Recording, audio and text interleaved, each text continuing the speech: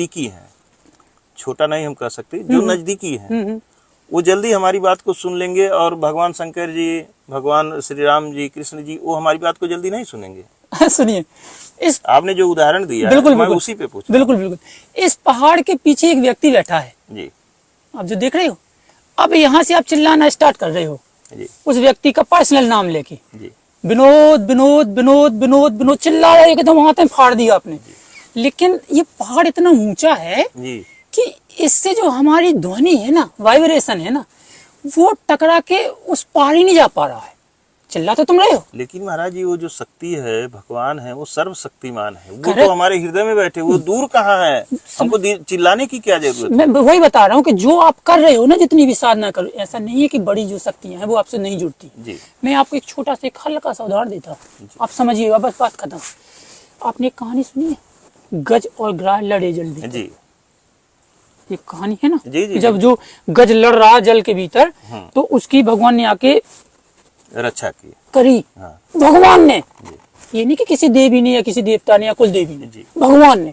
अब मैं यही आपको समझाने की कोशिश कर रहा हूँ कि भगवान और देवी क्या है, भगवान किस कंडीशन में मिलता है और देवी हमारी किस कंडीशन में मिलती है। बड़ी गौरता से सुनना। तो जब ग्राह लड़ रहा था, आप कल्पना करके देखिए, ग्राह यानी मगरमच्छ नहीं, हाँ, ग्राह यानी मगरमच्छ और हाथी दोनों जब लड़ रहे थे, तो जब वो अंदर जा रहा था धीरे धीरे धीरे धीरे, तो आप कल्पना करके देखिए कि आप पानी में डूब रहे हो। जी, खुद रियलाइज कीजिएगा हाँ, कभी, खींच के उन्हें ले जा रहा था। हाँ ऐसे ही आप पानी में धीरे धीरे करके डूब रहे हो। जैसे जितनी ही आप पानी जितने ही अंदर जा रहे हो ना, आपका शरीर की जो काम, क्रोध, लोभ, मोह, माया सब नष्ट हो रही है, नष्ट होता जा रहा है। करेक्ट है ना? ना उस समय आपको बच्चे, ना बीवी, ना पत्नी, ना ना, संपत्ति, कुछ कुछ नहीं, कुछ याद आता है? सिर्फ उनको तो जान बचाने की ही पड़ी थी। करेक्ट है ना? जी। उस समय पे जैसे आप पानी में डूब रहे हो, तो आपको ये सब चीजें बिल्कुल जक, जी, कुछ नहीं होगा, आपका शरीर बिल्कुल पवित्र निर्मल होगा। जी, ठीक है ना? अब आप जैसे ही उस ग्राह बिल्कुल आखिरी सांस चलने लगी, पानी की 2-4 बूंदें शायद उसके अंदर जाने लगी हूँ या नहीं जाने लगी हूँ, तो उस समय उसने एहसास किया होगा, अपने आप में फील किया होगा, समझिएगा, समझने वाली बात है, फील किया होगा कि आप प्रभु मरने वाले हैं, समझिए। तो उसने जो मरने की जो घटना होती है, जैसे कि आपको गोली मार दे कोई, आप बच जरूर जाओ, लेकिन गोली जब गली है ना, तो जो मरने का दर्द है आपको, वो गोली देके जाएगी। तो वही दर्द जो मरने की एक प्रक्रिया है ना, मौत के परे भगवान, मैं इसलिए बता रहा हूँ कि उससे ग्राह ने उस समय पे अपने शरीर से जो सारी चीजें हटा दी, मतलब काम, क्रोध, लोभ, मोह, माया सब कुछ खत्म करके, हे प्रभु अब आप आओ। यानी हमने साक्षात मौत के दर्शन किए, रियलाइज किया कि मौत होती क्या है। जब तक व्यक्ति उस कंडीशन में नहीं पहुंचेगा, तब तक ईश्वर उस पर्दे के बाहर आपके पास नहीं आता, ईश्वर, क्योंकि उसको इतना पवित्र कोमल मन चाहिए, इतना बिल्कुल उसमें, मैं तो कहता हूं कि राख की ये जो धुआं है ना, ये भी उस मन में नहीं आना चाहिए, लेकिन व्यक्ति कर ही नहीं सकते।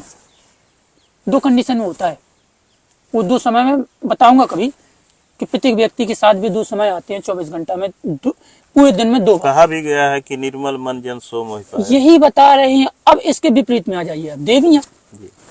देवियां को इतना ज्यादा वो उससे मतलब नहीं है, क्योंकि देवी एक अटैचमेंट बना के रखती है, आपके पास है, उसकी ऊर्जा आपके पास है, वो इतना ज्यादा गौर नहीं करती।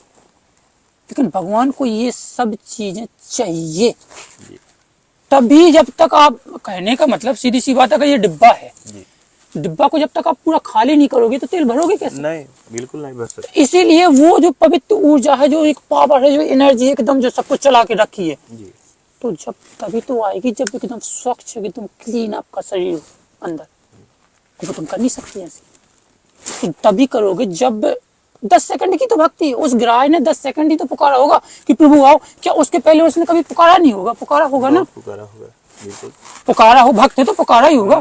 क्या ध्रुव प्रहलाद ने नहीं पुकारा होगा पहले? लेकिन तभी भगवान क्यों आए? जब सिर पे रखने वाली, मतलब काटने के लिए तैयार था। तो मेरे कहने का मतलब, जब तक व्यक्ति अंदर से किसी घटना से, किसी भी तरीका से उस मौत को रियलाइज ना करे, और जब तक मौत का रियलाइज नहीं होगा, आपने देखा होगा कि आपको करंट जब लगता है ना, तो उस समय ना तो आपको चाचा, ना दादा, ना ताती, ना ताता कुछ याद नहीं आता, अपने आप को सिक्योर करने की कोशिश करते। इसका मतलब उस समय पे आपका शरीर बिल्कुल, भले 1 सेकंड के लिए होगा, और उस सेकंड के लिए आपका शरीर निर्मल तो हुआ। जी लेकिन करंट लगते समय आप अगर उसी समय भगवान को याद कर लो तो हो सकता है कुछ बात बन जाए। ये कहानी होती है भगवान को प्राप्त करने की। देवियों को कुछ अलग है, ये मेरा मानना है। मीरा भी नाची थी, पहले भी नाचती थी, बहुत नाची, जी नहीं मिले, लेकिन उस टाइम क्यों मिले? जब उसे लगा कि अब मरने वाली है। कड़ी को समझिएगा, भगवान तभी मिलता है जब व्यक्ति उस चीज को, सीधी सी बात मैं तो ये कहता हूँ कि मौत के परे भगवान है। जी अगर 10 सेकंड के लिए आपकी उस मौत, जब आपका सामना मौत से हो रहा है ना, उस 10 सेकंड में आप अगर विचलित नहीं हुए तो भगवान आपको मिल जाएगा, विचलित हो गए तो आप मर जाओ, सीधी सी बात।